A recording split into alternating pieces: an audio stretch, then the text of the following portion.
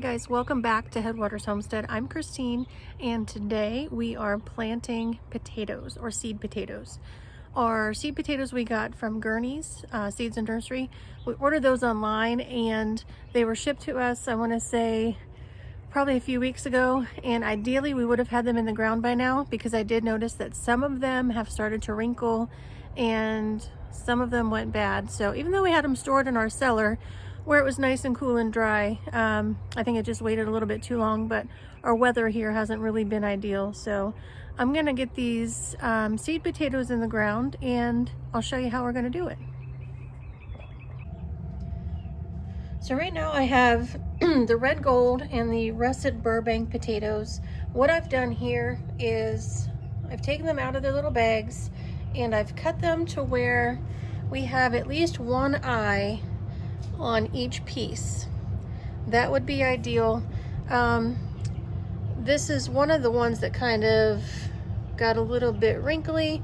It's not moldy, so I'm going to go ahead and put it in and see what happens. I'm not willing to give up on these just yet, even though it is a little bit later than what I had wanted to get them in the ground. So you'll see here I've got these 3 left. What I'll do is just hello. What I'll do is probably just cut this one in half so there's the 2 eyes on either side. This one looks like there's only one, and then the same here. I'll cut this one to make 2 pieces with 1 eye each. So when you're planting your seed potatoes, you want to wait until about 2 or 3 weeks before your last frost date. Ours is coming up here. April 30th is our estimated last frost date. If you don't know what yours is, you can go to the Farmer's Almanac online, put in your zip code, and it'll tell you what your average last frost date is. Ours is April 30th again. We are, I think, 3 days out from that, but we still have temps that are going to be in the 30s and 40s for the next 10 days, at least in the 10-day forecast. That means that I'm not planning out quite a bit yet, but we can get these potatoes in. And when you plant them, I'll show you outside, we have mounds that we built up with wood chips that were broken down and some topsoil and some compost. We built the mounds last year and then we just amended those this year. And when I put these seed potatoes in, I'm not going to put them too deep. If you go too deep, you run the risk of the potatoes rotting before they have a chance to grow and kind of sprout up through that soil. So I will show you guys when I go out there how I'm going to dig the holes and how deep we're going to plant these potatoes. Okay, you see here what I was saying before about keeping at least one of these eyes on each piece of the potato. So I just cut that one in half. Same with this one. I'll cut this one in half. That gives me 2 pieces with at least 1 eye. We would have planted these a little bit sooner, but again, the weather just wasn't very cooperative, so it is what it is. We'll put them in the ground and we will see what happens. So here we have our no-dig potato mounds. Todd expanded this one this year and it's just been amended with topsoil and compost. And the smaller one will be for the sweet potatoes. We have the sweet potato slips, but because we have some nights in the 30s still forecasted, I don't want to put those in yet. I feel safe with the seed potatoes because they're being buried and the soil temps are right around 50 to 60 degrees. So what I'll do is go through and dig a trench, probably 2 trenches down the middle of this bed, and we'll start getting our seed potatoes in the ground.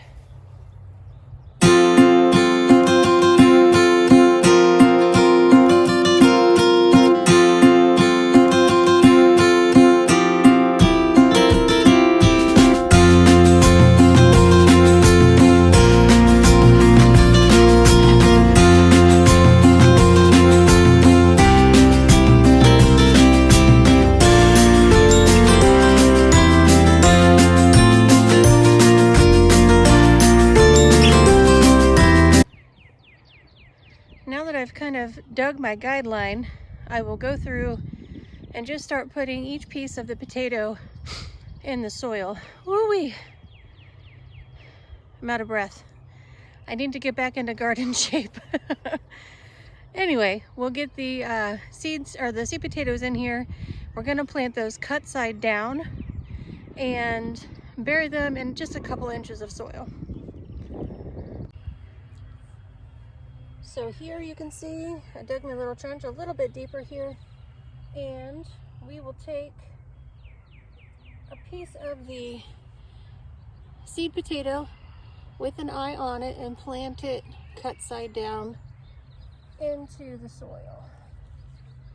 So I'm just going to go through and place these maybe 3 or 4 inches apart. I've got a lot of these seed potatoes, so we might need another no-dig mound. Todd, we might need another mound.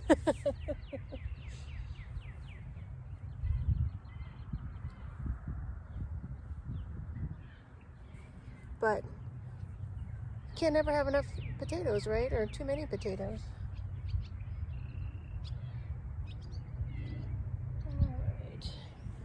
Now, once we get these cut side down, I'm going to go through and do both rows and then come back through and just squeeze this dirt together on either side and mound it up a little bit more.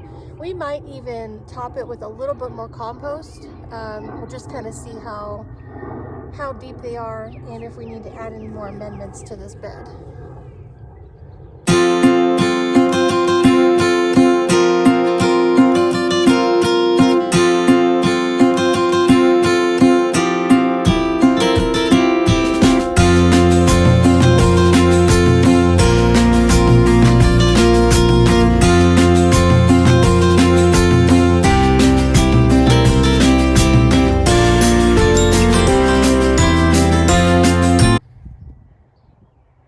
Here is the mound with the potatoes placed and just not buried yet. It's pretty good. There are a few that were a little bit too rotten to plant, so I just tossed those in the compost pile. So I'll go back through here and I will bury these potatoes. Again, they were planted cut side down and each piece has at least one eye on it. There's a few extra that I just popped in there. We had a pretty good potato harvest last year. I think inconsistent watering and the fact that our spring last year was super wet, that did hinder our progress with our tomatoes. So hopefully these ones do a little bit better.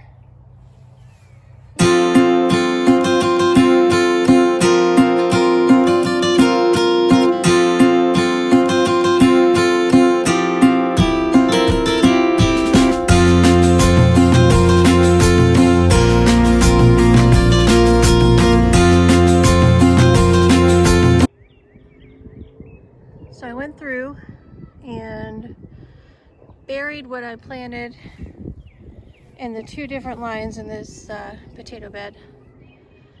I think it was fall of 2021. We came out here and we put down some cardboard just to try to kill off a little section of grass to turn these into a Ruth Stout no-dig potato bed. So after fall of 21, early spring of 22, we came back out. We added layers of wood chips and soil to create our mound. Last year, I don't believe we let the wood chips rot down enough because they were brand new from a chip drop that we had gotten that year. This year, they're nice and broken down, so hopefully that will also help our potatoes grow. When those wood chips aren't broken down enough, they're going to steal the nitrogen from the plant. So hopefully those are broken down enough, and I'm gonna give this a good dose of water and can't wait to watch it grow. I went through and raked up the sides of this bed a little bit more just to give those seed potatoes a little bit more depth.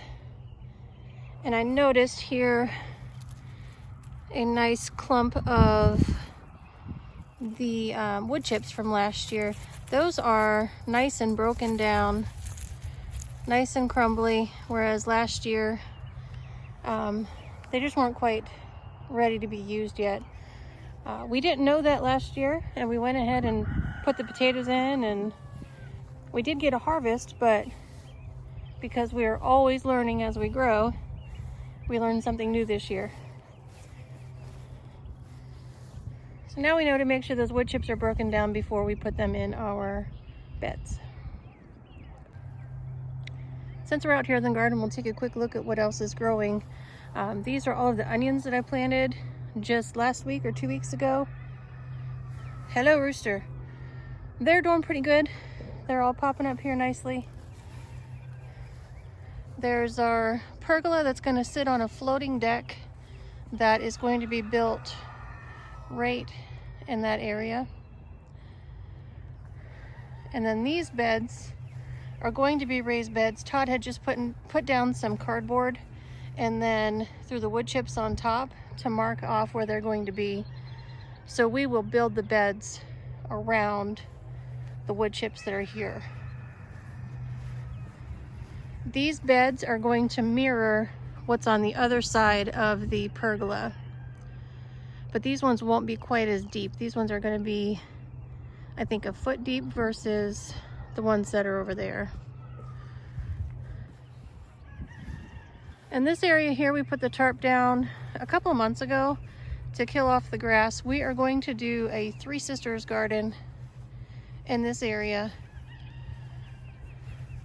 The Three Sisters garden will consist of corn, beans, and squash. And the idea behind that is that all three of those crops rely on each other and use each other in order to grow. I also want to do a pumpkin patch, but I don't think we have enough space right now out here for a pumpkin patch. So we might have to expand this bed a little bit. I think we were thinking about bringing it back towards the field a little bit more and maybe a little bit further south.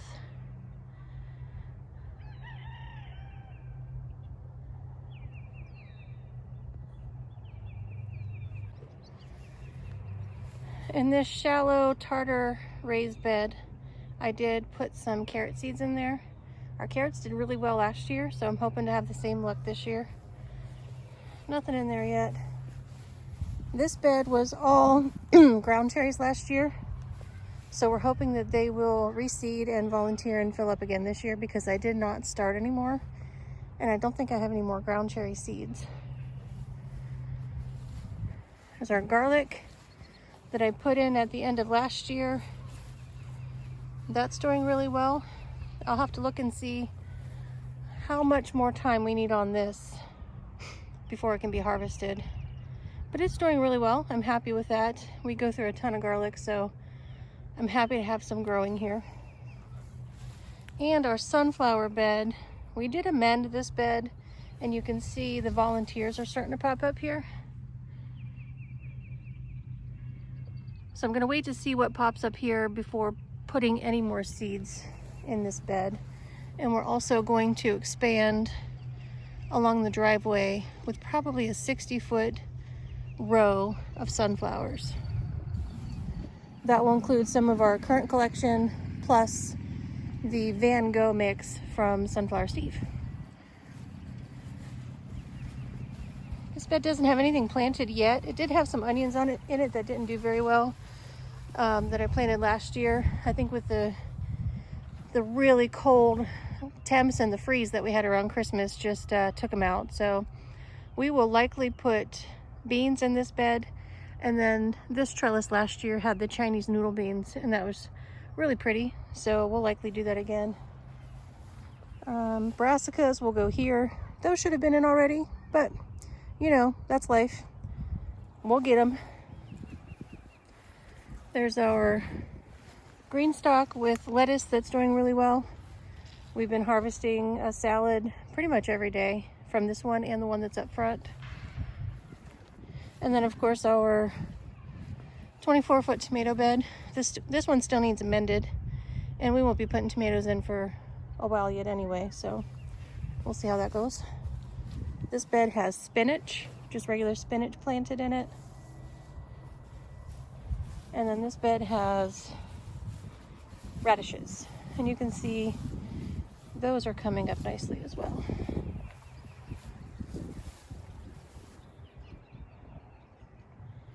And there's Mr. Headwaters Homestead coming home from work.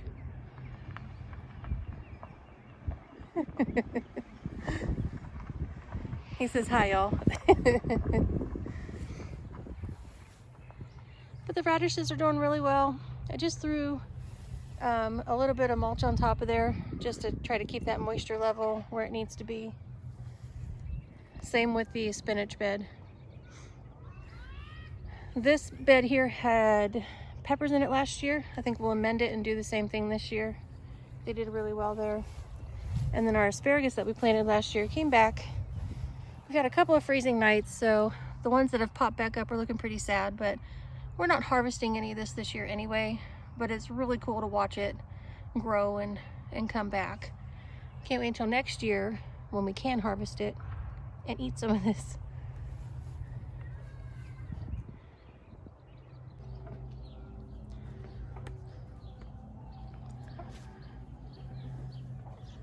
Every time I come out here, you think you're getting food. Louise, you, right there. Start using the nesting box, please. I found like 7 of your eggs elsewhere. Out here we've got a tray of brassicas that I pulled out this morning, and then a tray of herbs. There is some oregano, some variegated sage, some more variegated sage that's really pretty, thyme and sage there. It's getting pretty late for these brassicas to be put in, but the weather, like I said, has just not cooperated at all. It never really does. I have nothing for you guys. Go eat somewhere. I've got some little flower starts in these towers. This is some borage, white and blue, that I pulled out here to start hardening off. It's not looking so hot right there, but we will see what happens with that. And then this is my, these are my elderberry starts here. I believe there's 6 or 7 of those that we'll have to find a good spot for. This is basil tower. All different sorts of basil in there. We have cinnamon, Thai, what else do we have in there? Dark opal, Genovese, a few other varieties. And then our strawberry towers here. Once these are ready to be put outside, they'll go up front, probably by our herb garden, and I'll stack those up. I have nothing for y'all. Luke, stop being mean.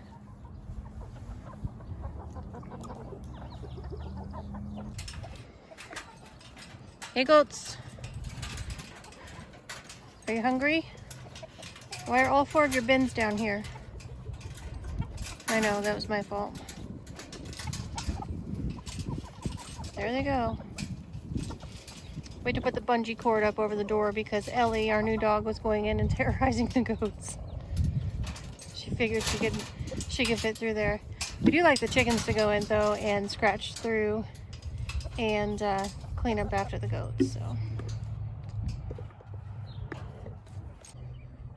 well, this was a little bit of a hodgepodge video, but thank you for being here and hanging out with me while I planted some potatoes and while we looked at the garden to see what we have growing so far.